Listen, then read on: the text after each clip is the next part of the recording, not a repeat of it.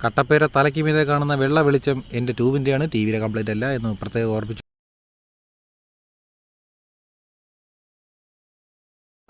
Screw ഡ്രൈവേഴ്സിൻ്റെ പുതിയൊരു എപ്പിസോഡിലേക്ക് എല്ലാവർക്കും സ്വാഗതം. നമ്മളിന്ന് നോക്കുന്നത് ഒരു LED ടി വിയുടെ കംപ്ലൈൻറ്റാണ്. LED ടി വിയുടെ കംപ്ലൈൻറ്റ് എന്ന് പറഞ്ഞാൽ സൗണ്ടുണ്ട്, പക്ഷേ പിക്ചറില്ല.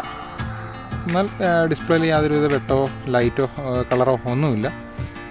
അപ്പോൾ നമ്മൾ ടോർച്ച് അടിച്ച് നോക്കിയപ്പോഴത്തേക്കും ഉള്ളിൽ പിക്ചർ കാണുന്നുണ്ട്, പ്രോഗ്രാംസൊക്കെ കാണുന്നുണ്ട്. സൂക്ഷിച്ച് നോക്കുമ്പോൾ പ്രോഗ്രാംസ് കാണുന്നുണ്ട്. നമുക്കപ്പോഴൊന്ന് തുറന്ന് നോക്കാമേ. ഇതുപോലെ കാണിക്കുന്ന മിക്കവാറും കംപ്ലൈൻറ്റ് എല്ലാം ബാക്ക്ലൈറ്റ്, ടി വിയുടെ ബാക്ക്ലൈറ്റ് കംപ്ലൈൻറ്റ് ഉണ്ടാവാം, അല്ലെങ്കിൽ ബോർഡ് PCBയുടെ കംപ്ലൈൻറ്റ് ഉണ്ടും. രണ്ട് കംപ്ലൈൻറ്റും കൊണ്ട് നമുക്ക് ഇതുപോലെ കംപ്ലൈൻറ്റുകൾ കാണിക്കാം. നമുക്കതിനായിട്ട് ഒരു LED ചെക്കർ ഇതിനായി അത്യാവശ്യമാണ്. നമുക്ക് ആ LEDയുടെ കണക്ഷൻ ഇടിയിച്ചിട്ട് നമുക്ക് LED ചെക്കറിൻ്റെ നെഗറ്റീവും പോസിറ്റീവും വെച്ച് നോക്കുമ്പോഴത്തേക്കും ലൈറ്റ് കത്തുന്നുണ്ടെങ്കിൽ നമുക്ക് ബോർഡിൻ്റെ കംപ്ലൈൻ്റ് ആണെന്നും, കത്തുന്നില്ല എന്നുണ്ടെങ്കിൽ നമുക്ക് LEDയുടെ സ്ട്രിപ്പിലാണ് നമ്മൾ കണക്ഷൻ കൊടുത്തിട്ട് നോക്കുകയാണെങ്കിൽ കത്തുന്നില്ലെങ്കിൽ നമുക്ക് ബാക്ക് കംപ്ലൈൻ്റ് ആണെന്ന് ഉറപ്പിക്കാം. നമ്മൾ ഇതിൽ ശ്രദ്ധിക്കേണ്ട കുറച്ച് കാര്യങ്ങളുണ്ട് ടി വി തുറക്കുന്ന സമയത്ത്. ഇപ്പം ഉദാഹരണത്തിന് നമ്മളിപ്പം ഈ മോഡൽ, ഇതിപ്പം ഒരു സെക്കൻഡ് ബ്രാൻഡ് ടി വിയാണ്. അപ്പോൾ നമ്മളത് തുറക്കുന്നത് പോലെ ആയിരിക്കില്ല ഇതുപോലത്തെ മറ്റ് മോഡലുകൾ തുറക്കുന്നത്. അപ്പോൾ അതിൻ്റെ ചെറിയ കണക്ഷൻസിൻ്റെ കുറച്ച് വ്യത്യാസങ്ങൾ വരും. പാനലിലേക്ക് വരുന്ന സ്ട്രിപ്പിൻ്റെ വയറുകളും ബോർഡിൻ്റെ കണക്ഷൻസും ഒക്കെ കുറച്ച് വ്യത്യാസം വരാം. അപ്പം അതെല്ലാം നോക്കിയിട്ട് വേണം നമ്മൾ തുറക്കാൻ. ആദ്യമേ തുറക്കുന്നതിന് മുന്നേ ഇതെല്ലാം നമ്മൾ ഈ കണക്ഷൻ ഓരോന്ന് എവിടെയൊക്കെയാണ്, സ്വിച്ചുകൾ എവിടെയൊക്കെയാണ് എന്നൊക്കെ ഉള്ള ഇതെല്ലാം നോക്കിയിട്ട് വേണം നമ്മൾ തുറക്കാനായിട്ട്. അടുത്തത് നമുക്ക് ഏറ്റവും പാടുള്ള ഒരു പോർഷനാണ് ഇപ്പോൾ ഇത്. ഞാൻ ഒരിക്കൽ തുറന്നതുകൊണ്ടാണ് ഇത് ഇത്ര എളുപ്പത്തിന് വരുന്നത്. ഈ ഫ്രെയിം പെട്ടെന്ന് ഊരി വരുന്നത്. പാനൽ വളരെ സൂക്ഷിച്ച് ഇളക്കേണ്ട ഒരു സംഭവമാണ്. നമ്മുടെ ഒരു ചെറിയൊരു അശ്രദ്ധ മാത്രം മതി, നമുക്കത് പാനൽ പൊട്ടിപ്പോകാൻ ചാൻസ് ഉണ്ട്. വളരെ ശ്രദ്ധിക്കേണ്ട ഒരു കാര്യമാണ്. എന്ന് പറഞ്ഞാൽ ഗ്ലാസ്സാണ്, അതുകൊണ്ട് തന്നെ വളരെ സൂക്ഷ്മതയോടുകൂടി മാത്രമേ നമ്മളിത് എടുത്ത് പെരുമാറാവൂ. അത് മാറ്റി വയ്ക്കുമ്പോൾ തന്നെ വളരെ കെയർഫുള്ളായിട്ട്, ഒരു മറിഞ്ഞു വീഴാത്ത, തട്ടാതെ മുട്ടാതെയൊക്കെ കൊച്ചു കുട്ടികളൊന്നും അടുത്ത് നിൽക്കാത്ത സാഹചര്യത്തിൽ വേണം നമ്മളിത് വയ്ക്കാനായിട്ട്. അതുപോലെ തന്നെ കൈകൾ നല്ല വൃത്തിയായിട്ട് കഴുകിയതിന് ശേഷം മാത്രമാണ് നമ്മൾ ഈ പോർഷൻ നമ്മൾ ചെയ്യേണ്ടത്. കാരണം എന്ന് പറഞ്ഞാൽ വളരെ വെളുത്ത നിറത്തിലുള്ള പ്രതലമാണ് ഈ ഷീറ്റ്. അതിൽ അഴുക്ക് പറ്റിക്കഴിഞ്ഞാൽ നമ്മൾ കാണുന്ന ഡിസ്പ്ലേയിൽ നമ്മൾ ശരിയായി കഴിഞ്ഞ് കഴിഞ്ഞാൽ ഡിസ്പ്ലേയിൽ പിക്ചറിൻ്റെ കൂട്ടത്തിൽ ഈ ഒരു കൈയുടെ പാടും ഇതെല്ലാം കൂടെ കയറി വരും. അപ്പോൾ അത് പിക്ചറിൻ്റെ ക്വാളിറ്റിയെ വല്ലാണ്ട് എഫക്റ്റ് ചെയ്യും. അത് ഇതെൻ്റെ കന്നി വീഡിയോ ആണ്. എല്ലാവരും ഷെയർ ചെയ്യണം, ലൈക്ക് ചെയ്യണം, സബ്സ്ക്രൈബ് ചെയ്യാൻ മറക്കരുത്, മിന്നിച്ചേക്കണത്. നമുക്ക് ചാനലൊരു വേറെ തലങ്ങളിൽ നമുക്ക് കൊണ്ടെത്തിക്കണം.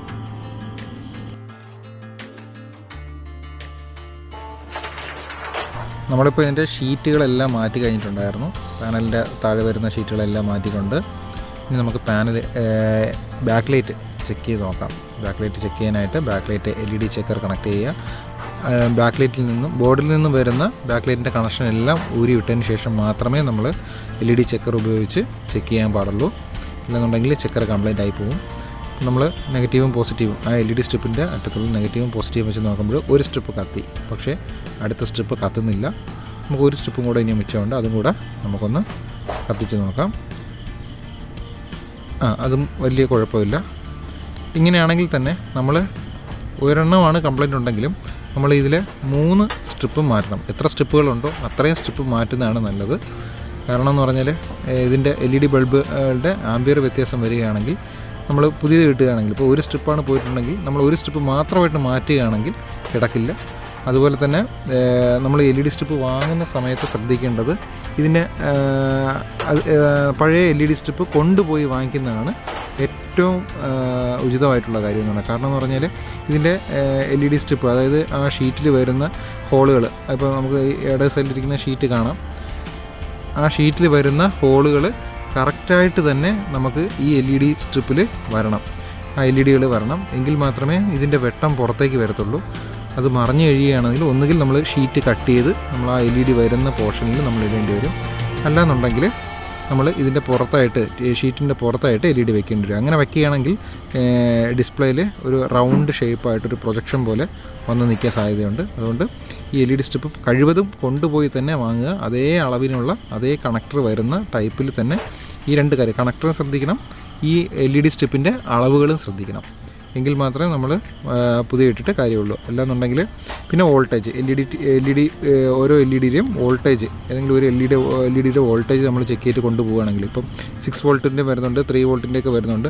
അപ്പോൾ ഒരു LEDയുടെ വോൾട്ടേജ് എത്രയാണ് എന്നുള്ളത് കണ്ടുപിടിച്ചിട്ട് LED ചെക്കർ വെച്ച് നോക്കുമ്പോൾ തന്നെ അറിയാൻ പറ്റും. അത് LED ചെക്കറിൽ എഴുതി കാണിക്കും എത്ര വോൾട്ടേജ് ഉണ്ടെന്നുള്ളത്. അത് നോക്കിയിട്ട് പോവുകയാണെന്നുണ്ടെങ്കിൽ നമുക്ക് കൃത്യമായിട്ട് കൊടുക്കാൻ പറ്റും. ഇപ്പോൾ നമുക്കിതിൽ പറ്റിയത്, ഞാനിപ്പം കണക്ഷൻ കൊടുത്തു കഴിഞ്ഞപ്പോഴത്തേക്കും നമ്മൾ ഓണാക്കി നോക്കിയപ്പോഴത്തേക്കും LED ഓൺ ആകുന്നില്ല. കാരണം എന്ന് പറഞ്ഞാൽ ഞാനിപ്പോൾ വാങ്ങിച്ചിട്ട LEDയുടെ നെഗറ്റീവും പോസിറ്റീവും തമ്മിൽ അങ്ങോട്ടും ഇങ്ങോട്ടും തിരിഞ്ഞു പോയി. അപ്പോൾ നമ്മൾ ഇതിന് പുറകിലുള്ള കണക്ഷൻ PCBയിലോട്ട് കൊടുക്കുന്ന ആ ജാക്കിൽ നമ്മൾ LEDയുടെ സ്ട്രിപ്പിൽ നിന്ന് വരുന്ന കണക്ഷൻ നെഗറ്റീവും പോസിറ്റീവും അങ്ങോട്ടും ഇങ്ങോട്ടും മാറ്റി കൊടുക്കുകയാണ്. എങ്കിൽ മാത്രമേ നമുക്കത് വർക്കാകത്തുള്ളൂ. ഈ വീഡിയോയിൽ എന്തെങ്കിലും സംശയങ്ങളോ കാര്യങ്ങളോ ഉണ്ടെന്നുണ്ടെങ്കിൽ കമൻറ്റ് ചെയ്യാൻ മറക്കണ്ട. ചുമ്മാ ഇങ്ങനെ നോക്കിക്കൊണ്ടിരിക്കുന്നതിൻ്റെ കൂട്ടത്തിൽ സബ്സ്ക്രൈബ് അടിച്ചില്ലെങ്കിൽ സബ്സ്ക്രൈബും കൂടി ഒന്ന് ചെയ്ത് വയ്ക്കുക. സീനിയർ ചേട്ടന്മാരെല്ലാം അവർ നിങ്ങളുടെ അറിവുകളും നിർദ്ദേശങ്ങളും എല്ലാം കമൻറ്റ് ബോക്സിൽ കമൻറ്റായിട്ട് രേഖപ്പെടുത്തുക.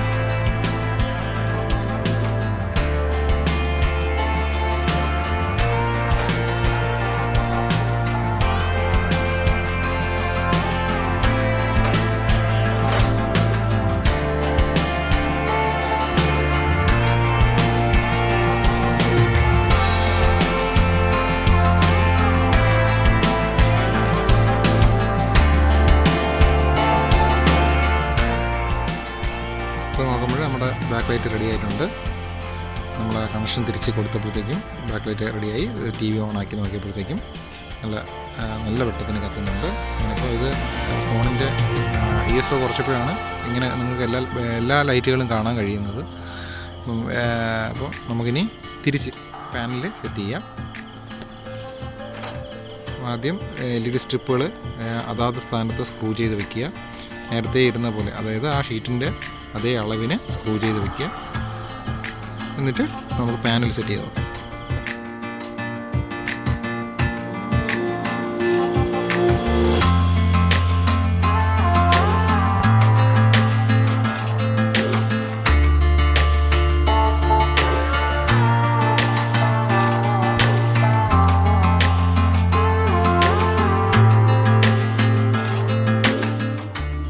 വീഡിയോ കണ്ടുകൊണ്ടിരിക്കുന്ന കൂട്ടത്തിൽ താഴെ ഒരു സബ്സ്ക്രൈബ് ബട്ടൺ, ഒരു ബെല്ലൈക്കണും, അതിൽ ബെല്ലൈക്കൺ പ്രസ് ചെയ്യുന്നതിൻ്റെ കൂട്ടത്തിൽ 3 മാർക്കിങ് വരും. അപ്പോൾ അതിൽ ഓൾ കൊടുക്കുകയാണെങ്കിൽ ഞാൻ ഇടുന്ന എല്ലാ വീഡിയോസും നിങ്ങൾക്ക് കാണാൻ കഴിയും.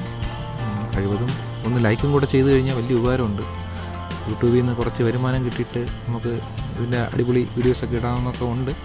അതുകൊണ്ട് എല്ലാവരും ഒന്ന് ലൈക്ക് ചെയ്യുക, ഷെയർ ചെയ്യുക, കഴിയുമെങ്കിലല്ല തീർച്ചയായിട്ടും ഒന്ന് സബ്സ്ക്രൈബ് ചെയ്തേക്കണം.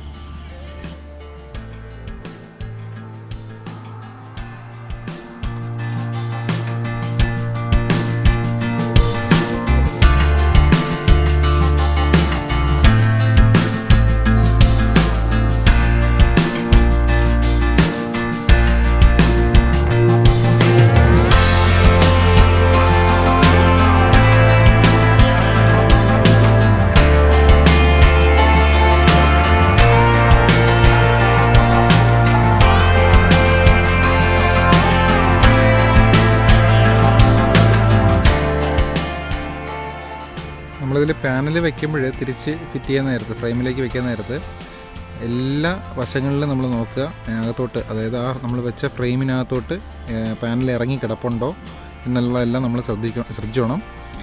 കാരണം എന്ന് പറഞ്ഞാൽ ശ്രദ്ധിച്ചില്ല എന്നുണ്ടെങ്കിൽ നമ്മൾ ഏറ്റവും മുകളിലത്തെ ടോപ്പിൽ ഫ്രെയിം ഇടാൻ നേരത്ത് നമുക്ക് കറക്റ്റായിട്ട് പാനൽ വീണില്ലെങ്കിൽ പൊട്ടിപ്പോകാൻ ചാൻസ് ഉണ്ട്. അതുകൊണ്ട് എല്ലാ വശങ്ങളും നമ്മൾ ശ്രദ്ധിച്ചോണം. അതാണ് ഏറ്റവും മെയിനായിട്ട് നമ്മൾ നോക്കേണ്ടത്. പാനൽ ഫിറ്റ് ചെയ്യാൻ നേരത്ത് ഇതെല്ലാം ശ്രദ്ധിച്ചോണം, എല്ലാ വശങ്ങളും നോക്കിക്കോണം. എങ്കിൽ മാത്രമേ കറക്റ്റ് ഫിറ്റായിട്ടിരിക്കുകയുള്ളൂ.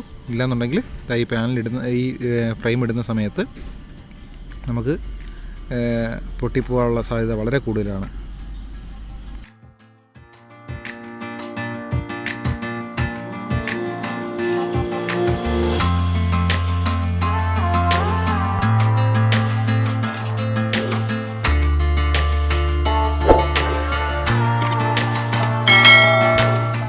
അതുപോലെ തന്നെ ശ്രദ്ധിക്കേണ്ട മറ്റൊരു കാര്യം കൂടിയാണ് LVDS കേബിൾ.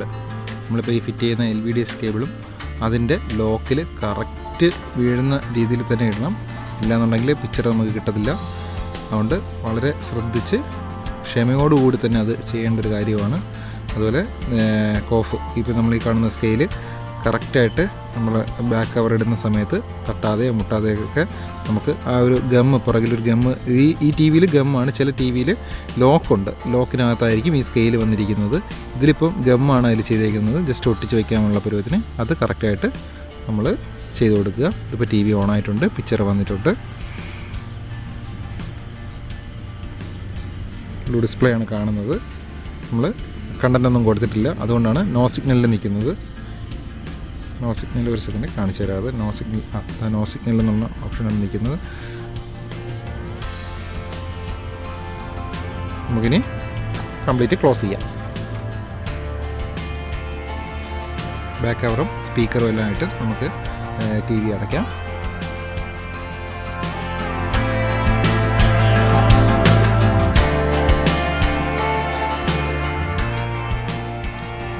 ഇതിൽ നമ്മൾ ക്ലോസ് ചെയ്യുന്ന നേരത്ത് സ്പീക്കറിൻ്റെ കണക്ഷനും AC കോഡിൻ്റെ കണക്ഷനും, അതായത് നമ്മുടെ AC ഇൻപുട്ടും പിന്നെ LVDSൻ്റെ കണക്ഷനും ബാക്ക് ലൈറ്റിൻ്റെ കണക്ഷനും, ഇത്രയും കണക്ഷനാണ് നമുക്ക് TVയിലുള്ളത്. ഇത്രയും കണക്ഷനും കൊടുത്തിട്ടുണ്ട് എന്നുള്ളത് നമ്മൾ ഒന്ന് ചെക്ക് ചെയ്യുക. അത് കൺഫേം ആക്കിയതിന് ശേഷം മാത്രമേ നമ്മൾ ക്ലോസ് ചെയ്യൂ. ഇല്ലെന്നുണ്ടെങ്കിൽ നമ്മളൊന്നും കൂടെ തുറക്കേണ്ടി വരും.